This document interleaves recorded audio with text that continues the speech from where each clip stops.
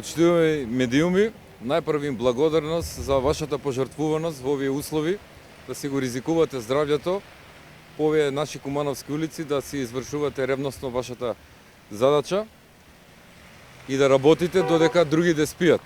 А спијат Максим Димитриевски и Социјалдемократскиот сојуз. И повторно нив ги изненади снегот, секоја година иста приказна, овој пат во февруари. Колку да излите на оваа фраза, секогаш е вистина кога е во прашање работењето на Социјалдемократскиот сојуз, нивните градоначалници и Максим Димитриевски во Куманово. Куманово денеска и вчера личи на едно големо лизгалиште. Сите булевари и улици низ градот се подледени, возилата и пешаците едва се движат низ неичистените улици и тротоари, а граѓаните по социјалните мрежи постојано јавуваат за сообраќајни незгоди кои се случуваат поради неразчистените улици. Ги изненади снегот, иако пред повеќе од недела дена беше најавен овој студен снежен бран од Северна Европа. Заглавени возила, по коловозите, непристапни пешачки патеки, а механизацијата со која толку се фалеше Максим Димитриевски никаде ја нема. Само да подсетиме дека Куманово за зимско одржување на улиците и патиштата потроши неверојатни 10,4 милиони денари пари на граѓаните. Повторувам, неверојатни 10,4 милиони денари пари од граѓаните.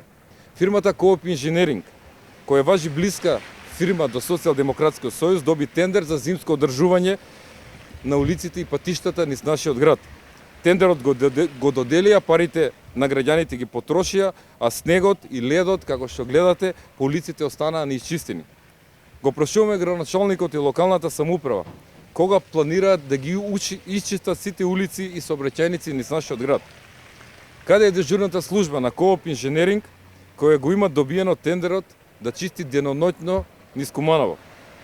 Каде е механизацијата и зошто не е фрлена индустријска сол и ризла низ улиците?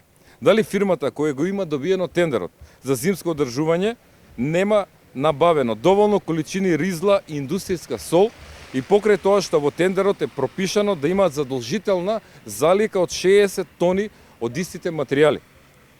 Дали планира конечно еднаш Максим Димитриевски за оваа неодговорност, истовремено и фирмата Кооп Инженеринг да поднесат одговорност за ова катастрофално управување со зимските услови во градот? Почитувани, народот ќе има шанса, како никогаш досега на наредните избори, да донесе одлука. Да гласа во своја корист, а да ги испрати во пензија и Максим Димитриевски, Социјалдемократскиот сојуз, и овде во Куманово и ни секаде во Република Македонија.